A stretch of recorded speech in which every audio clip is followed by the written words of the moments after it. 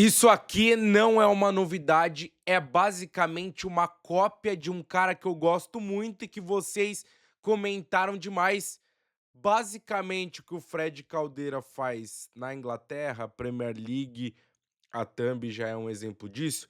Estou me inspirando para tentar fazer no Brasileirão. Eu não sei até qual rodada isso vai durar, porque a chance de eu ficar maluco é gigante, tendo em vista que são muitos jogos ao mesmo tempo e muitos jogos no mesmo horário, e nos mesmos dias, né?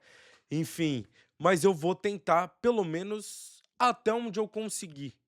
Então vamos falar da primeira rodada do Brasileirão, que começou com algumas polêmicas, com alguns bons jogos, com muitas falhas de sistema defensivo, mas legal que o brasileiro comece em janeiro pra gente que só vai assistir. Porra, ótimo. Para os jogadores, nem sei se tanto assim, né? Porque os caras têm um período de férias encurtado e um campeonato que já exige demais e as torcidas não estão muito preocupadas com esse período. Mas vamos lá, tá? Ontem teve o do Palmeiras, eu nem vou falar aqui porque eu fiz um vídeo só pra ele. Então, se você quiser ver uma análise do Palmeiras, você vai lá no vídeo exclusivo do Palmeiras, tá? Que a gente vai falar dos outros jogos. Mas ontem teve um Corinthians e Bahia, por exemplo, que não surpreendentemente, porque o Corinthians adiantou um dia esse jogo, inclusive foi jogar na Vila por isso, escalou seu time 100% titular, que eu não acho que é o time que vai entrar na Supercopa, mas um meio de campo mais bailarino, com Carrijo, Bidon e Garro, e um Ranielli correndo para todos esses caras. eh, em- de volante, né, meio sobrecarregado na marcação, e o Memphis sendo titular pela primeira vez junto com o Yuri na frente. E um time que deu muito certo. E um time que fez um grande primeiro tempo, uns grandes 30 minutos de jogo controlado, com posse, tecnicamente refinado, criando várias chances, muito jogo de aproximação e bola no chão. Abriu 1-0 logo de cara. Vou até ver a a minutagem para falar para vocês. Abriu o jogo com 12 minutos, num gol do Bidon, num talento do Garro por dentro, num passe do Memphis, num passe que desencaixa, e aí numa assistência do Garro, uma bela assistência do Garro pro gol do Bidon, que pisou bem na área e que fez gol e que vai ser muito importante para o Corinthians esse ano. Eu gostei muito do começo de jogo do Corinthians. Acho que o Corinthians conseguiu botar a bola no chão e trabalhar com seus caras mais técnicos. Era um meio pouco físico, muito técnico, então exigia que o Corinthians tivesse bastante a bola. E teve nesse começo de jogo. O Corinthians manteve posse, lá em cima teve chance com o Memphis, teve chance com o Yuri no corta-luz do Garro, e que ele não pode perder esse gol. O Corinthians muito bem nesse começo de jogo. E aí um problema. O que que acontece? O Corinthians não mata a porra do jogo. Isso é normal para esse Corinthians.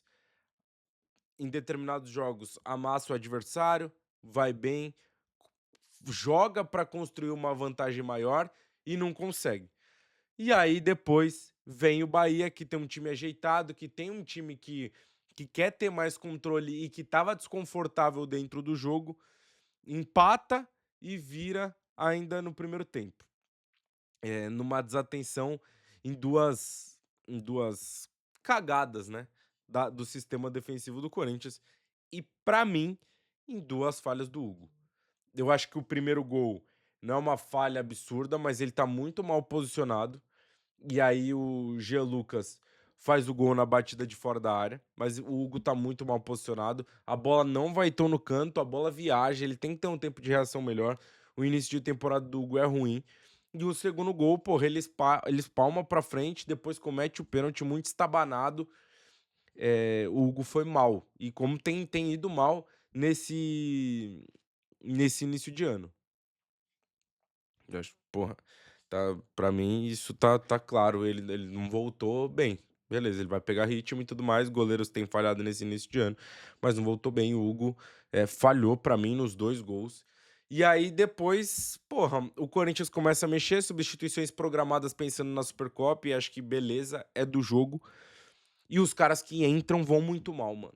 Os caras que entram vão mal pra caralho. O Corinthians perde completamente o controle do jogo. O fim do jogo, mano, é um desastre, assim. Tem a expulsão do Michel Araújo, que, porra, acho que é bem expulso ali. Ele tinha que tomar o segundo cartão amarelo. Foi com o braço muito alto, correu risco. Só lançamento, bico pra frente. Um Deus nos acuda. Não consegue criar nada. Os caras que entram Vitinho não conseguiu, Pedro Raul não conseguiu. E acho que é do jogo você fazer essas alterações, mas é mais uma vez um sinal de alerta que liga pro Corinthians, porque não. Os caras que entram não conseguem corresponder a mesma coisa que os caras do time titular fazem. E o Bahia, porra, é importantíssimo. Ano passado só venceu 3 jogos fora de casa.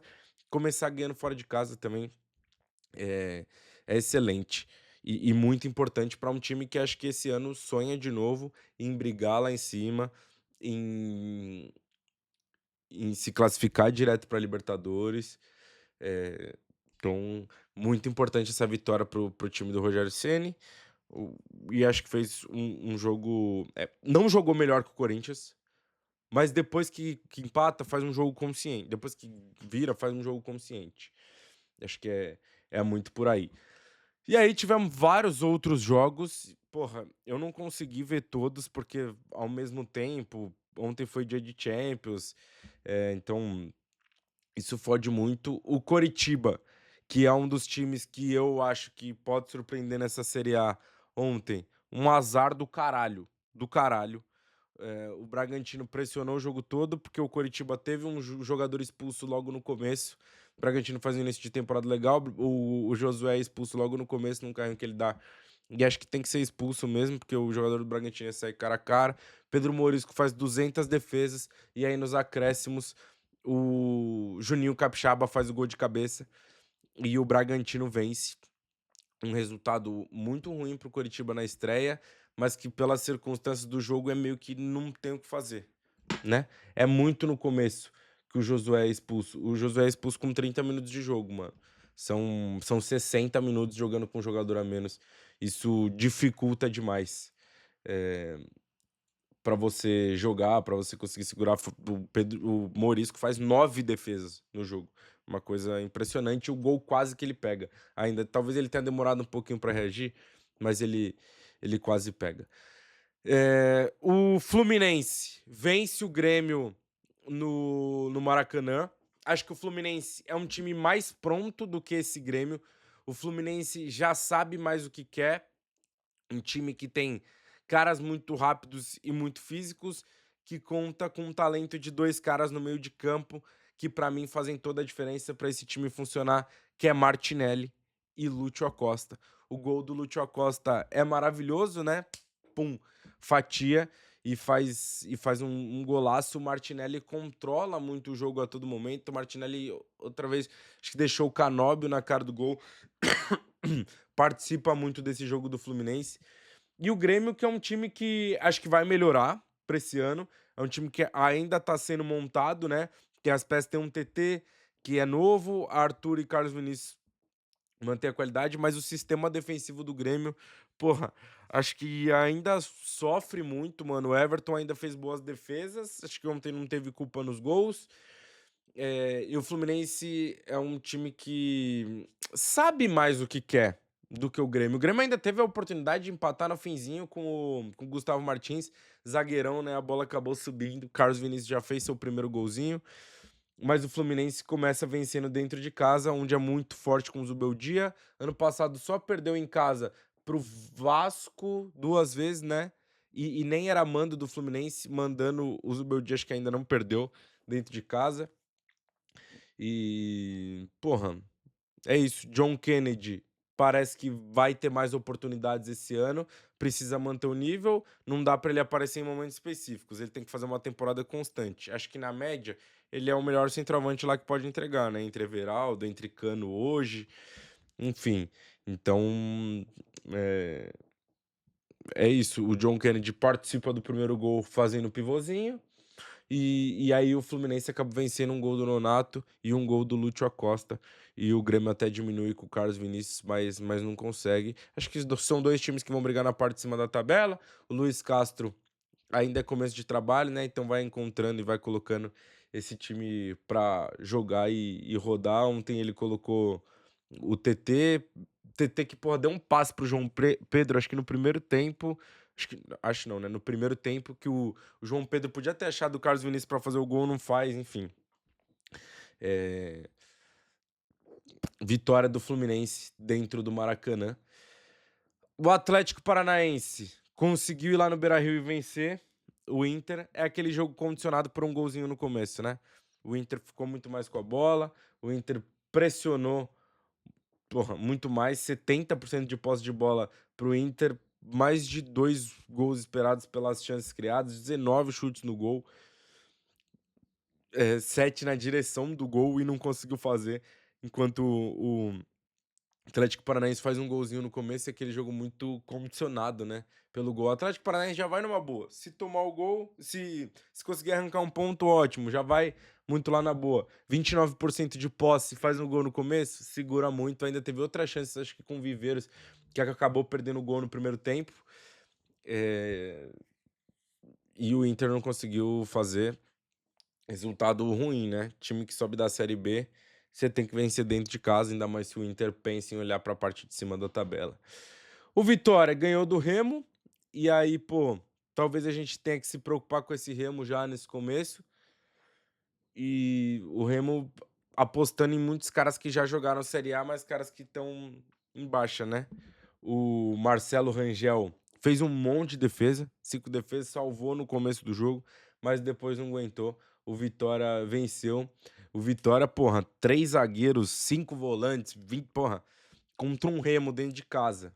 Nosso Jair Ventura, vamos ver como é que o Vitória vai se comportar, mas assim, confronto direto, né? Porque acho que o Vitória vai brigar pra não cair e conseguiu vencer dentro de casa. E aí a Chapecoense que consegue vencer o Santos. O Santos tomou 4 gols da Chapecoense, rapaziada. O Santos tomou 4 gols da Chapecoense. Um Santos que tem que dividir as atenções com o Campeonato Paulista, porque tá brigando. E aí o Neymar não jogou ontem. O Barreal começou no banco de reservas e aí não sei qual foi a opção que o Vojvoda fez. O Gabigol nem jogou, então também acho que é pensando no clássico do fim de semana, segurando um pouquinho na parte física, né? Ainda dosando no começo. E um ataque com Cabadeiro, Lautaro Dias e Miguelito. Miguelito acho que até é um cara que, pô, tenta mais e tal, mas Lautaro Dias e Cabadeiro fica complicado, né? O Gabriel Menino acho que é um cara que vai ajudar bastante. Fisicamente ele consegue contribuir. Ele fez um golaço. Tecnicamente ele tem qualidade. Ele tem qualidade na bola parada. Agora, a zaga do Santos é muito ruim. Muito! É muito ruim. Tem que trazer a porra de um zagueiro, mano. Tem que trazer a porra de um zagueiro. E me desculpa, o Brasão é um goleiro superestimado. Ele é bom goleiro? Ele é bom goleiro, mas ele é superestimado, gente. O Brasão faz milhares de defesas porque a zaga do Santos é uma merda. Mas o Brasão toma gols defensáveis para começar. O Brasão é um goleiro muito estabanado e que falha, pô. Falha. Beleza, o cara saiu cara a cara com ele, ele tava exposto. Fez o pênalti. O terceiro gol, que é o que o cara sai lá, ele sai. Que saída do gol é aquela? Eu acho que o Brasão, tecnicamente, também dá umas viajadas. Eu entendo que, pô, ele é um dos caras que salva o time, mas eu insisto, goleiro de time ruim, ele é destaque porque o time toma muitos chutes no gol. Muitos chutes. E o Brasão é um desses casos. A zaga do Santos, meu amigo, e a Chapecoense consegue vencer dentro de casa. Acho que vai ter que aproveitar a Arena Condá lá para fazer pontos se quiser escapar. Claro que a gente tá falando só da primeira rodada, né? E aí teve um São Paulo e Flamengo também, em que o São Paulo vence o Flamengo. E aí, pra mim, assim, vamos lá, pro jogo. Os 15 primeiros minutos do Flamengo é um amasso, né? Lá em cima, Flamengo pressionando o caralho. Mas acho que o Flamengo se perdeu num negocinho de. Pô, a hora que a gente acelerar, a gente vai ganhar esse jogo. A hora que a gente incomodar um pouco mais o São Paulo, a gente vai vencer. e o São Paulo começou a encontrar uma maneira de se defender. O São Paulo meteu uma linha de 5 lá atrás contra o Flamengo, com os 3 caras do meio, e aí foram muito bem, Danielzinho, Marcos Antônio e Bobadilha, balançando para os 2 lados e defendendo. E aí o Flamengo faz o gol, aí você fala: "Puta, deslanchou", né, porque o Flamengo é um time muito melhor, consegue fazer o gol. Só que aí o São Paulo empata logo depois. E aí o São Paulo vai ficando confortável no jogo, vai ficando confortável. O Flamengo não acelera. Para mim, claramente, o Flamengo numa rotação diferente do São Paulo. A sensação que me deu é que o São Paulo já estava numa batida forte de jogo de competitividade e o Flamengo num início de temporada. E acho que é normal, né? O Flamengo vai pegando esse tranco em, porra, uma semaninha. Mas o São Paulo tava com mais fome de vencer esse jogo. Foi essa a sensação que eu fiquei. Depois que o Cebolinha sai, o Flamengo para de criar grandes chances assim, e o São Paulo vai ficando mais tranquilo. O Flamengo até atacava mais, mas o São Paulo com o Marcos Antônio, com o Danielzinho, passa a ter um pouco mais de controle, deixa o jogo do jeito que quer. E aí o Luciano faz o primeiro gol de cabeça num erro que o Léo Pereira perde o tempo de bola. E aí acho que também tem a ver com o início de temporada. O Luciano ataca a bola. E o segundo gol é uma jogada trabalhada, né? Num contra-ataque que o Caleri, como escape, e acho que a dupla de ataque de São Paulo vai ser Caleri e Luciano. E o Luciano é segundo atacante. O Caleri sustenta para o São Paulo sair de trás, armando contra-ataque com o Marcos Antônio, Danielzinho se movimentando. E Danielzinho, para mim, é o melhor jogador do São Paulo nessa temporada. O São Paulo consegue vencer um jogo que é importante, porque acho que qualquer ponto para o São Paulo nessa temporada vai ser muito importante. Porque a briga do São Paulo vai ser lá embaixo, tá? Não tem muito pra onde fugir. E o Flamengo sem desespero, tá? O Flamengo não vai vencer todos os jogos, o Flamengo vai perder também. E o Flamengo sofre pra ganhar do São Paulo historicamente. O São Paulo foi lá e ganhou esse primeiro jogo na temporada, 3 pontos, tá? Hoje ainda tem mais 2 jogos. Eu vou tentar fazer isso toda a rodada. E a gente vai se falando. Deixa aí nos comentários o que vocês acharam do formato, o que vocês acham que tem pra melhorar aí, fechou? Tamo junto, beijo pra vocês.